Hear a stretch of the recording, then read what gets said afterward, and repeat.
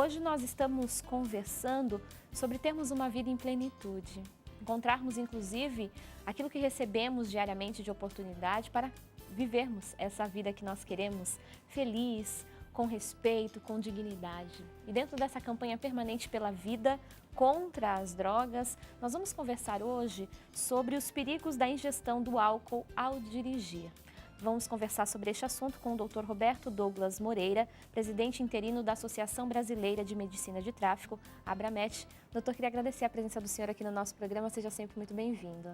Eu que agradeço, Letícia, e a Boa Vontade TV, dessa oportunidade de estar aqui com vocês. É um tema importante. Se você tiver dúvidas, inclusive, pode entrar em contato com a nossa produção. Nosso telefone é o 0300 10 07 940, que é um espaço de aprendizado. Juntos nós vamos conversando, aprendendo sobre esse tema, inclusive porque os números que atingem a população mundial com relação a esse tema são graves. O álcool traz diversos malefícios para a saúde, nós conversamos sempre sobre esse tema e você acompanha os prejuízos diretos e indiretos que o consumo de álcool traz aos seres humanos. Mas, segundo a Organização Mundial da Saúde, a OMS, 1 em cada 20 mortes no mundo está diretamente relacionada ao consumo de álcool. Droga lícita que mata mais do que a AIDS, a tuberculose e a violência juntos.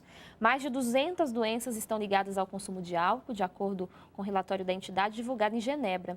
E é por isso que nós vamos conversar, então, sobre esse tema, pensando inclusive nos números que envolvem com relação aos acidentes nas rodovias. Segundo dados do Instituto de Pesquisa Econômica Aplicada, o IPEA, o país desembolsa a cada ano 22 bilhões de reais com acidentes nas rodovias. Nós estamos falando de perdas de vidas humanas em tudo isso. E não há valor que possa dimensionar o prejuízo que se tem, então, humano, familiar, diante de números tão gravemente demonstrados aqui nessas pesquisas.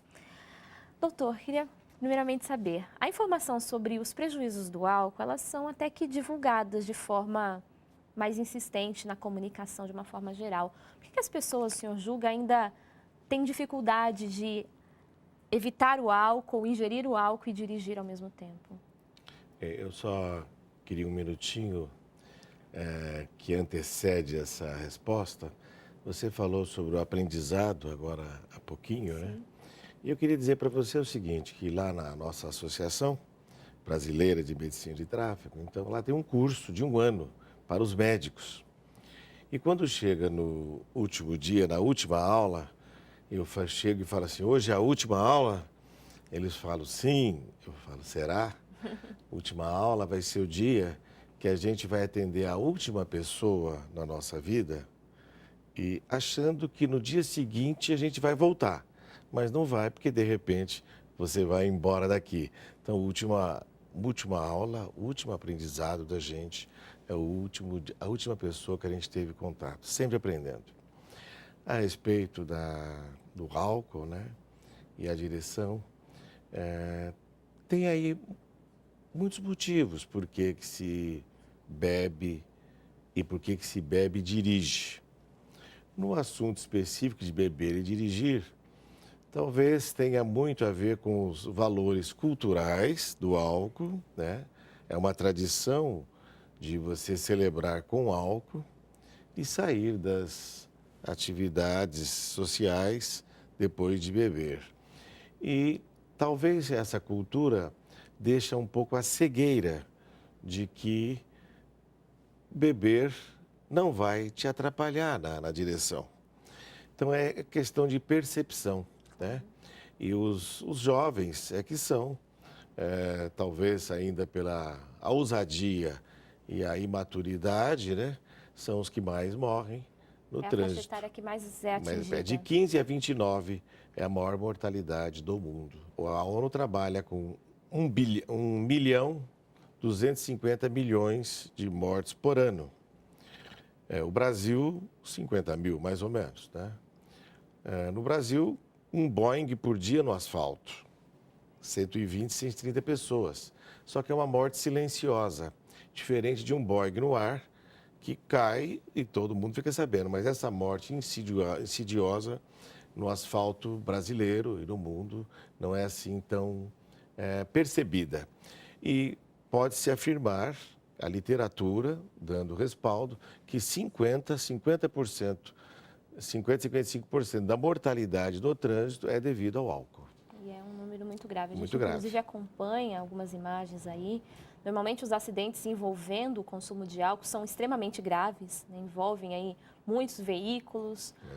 A gente acompanha as imagens que mostram para a gente, inclusive, o dano. Muitas vezes as vítimas são fatais. E mesmo quando não é fatal o acidente, os danos à pessoa também são muito graves, não é, doutora? As Verdade. sequelas, muitas vezes, são levadas durante todo o resto da vida. Então, Letícia, quando eu fazia residência em cardiologia, isso há muitos anos, né? Eu fui incumbido, uma época, de ir ao pronto-socorro procurar os doadores cadáver. Isso é em 79, 78, né? E ali eu via que os acidentados, que eram os mais prováveis doadores cadáver, já era um acidente de trânsito. E eu tinha que pedir para a mãe os órgãos do filho, do marido, essas coisas todas. Aí eu fui, junto com um grupo de médicos do Detran, e fundamos essa associação hoje. Além da morte, da perda familiar e dos gastos que você mesmo mostrou, 22 bilhões por ano, né? Nós temos também aí um mundo silencioso das sequelas. Para cada morte, pode-se dizer que tem 2 a 3 sequelas definitivas, cadeirante, inclusive, né? Então, é uma coisa que acontece diariamente aos nossos olhos e que a gente precisa mudar a cultura. É o resgate da moral no trânsito, é isso que tem. Também para o pedestre, viu? Não é só quem está na direção. A mortalidade em pedestre no Brasil está em torno de 25%. Se é 50 mil pessoas por ano, em termos aproximados, seriam 12 mil pedestres por ano. E a maioria deles também tem álcool, assim como os motociclistas também têm álcool no acidente, né? E os ocupantes de veículos também. Então, o álcool está presente em todos. O álcool é procurado como uma sensação de bem-estar, né? E talvez foi um caminho que a humanidade tomou que não precisaria dessa substância psicoativa que altera tanto a parte... Altera. Qualquer quantidade pequena. É claro que modifica de pessoa para pessoa, de homem para mulher, de mais gordinho para menos gordinho, né? O que comeu antes, mas qualquer um se altera, sim. E a percepção de risco, ou já não tinha, muitos já não tinham, não estou na direção veicular, e com o álcool, então, vai diminuir mais ainda a percepção. A coragem vem na direção para essas velocidades que a gente vê de sábado para domingo e os jovens morrem nessa faixa. Além desses prejuízos orgânicos, digamos assim, o senhor mencionava, por exemplo, a força das mudanças serem necessárias para uma educação no trânsito, compreender que a nossa vida ela não se separa, agora eu estou no trânsito, agora eu estou no meu trabalho. Às vezes a gente elimina alguns comportamentos em outros momentos, mas permite que esse comportamento se manifeste na hora que nós estamos dirigindo, né? Isso.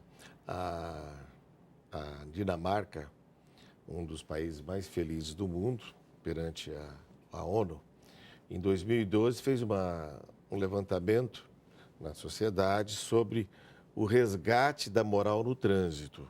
E na Dinamarca, 82% dos que responderam ao questionário responderam que há necessidade do resgate da moral no trânsito, que inclui a educação, a cortesia e o álcool também para dirigir, né? Acho que o álcool vem trazendo para a sociedade muito mais malefícios do que benefício, né? Qual o benefício que ele traz? Nenhum. Nós mencionávamos aqui, né? Se há mortes, se há vidas envolvidas nesse processo e vidas que estão se perdendo, a gente não pode permitir que isso aconteça, né? Não pode. A vida é o nosso maior bem que nós recebemos de Deus, né? Então, essa vida é a preservação. E assim como se nós tomarmos o álcool na nossa casa, é um tipo de problema. Se nós tomarmos o álcool e sairmos para dirigir, nós estamos colocando o outro também em perigo. Então, jamais poderá fazer isso, né? De colocar o outro em perigo, por menor que seja a dose. Por isso que o Brasil adotou e saiu da nossa associação, o embasamento científico, claro, com literatura mundial, mostrando que tem que ser zero.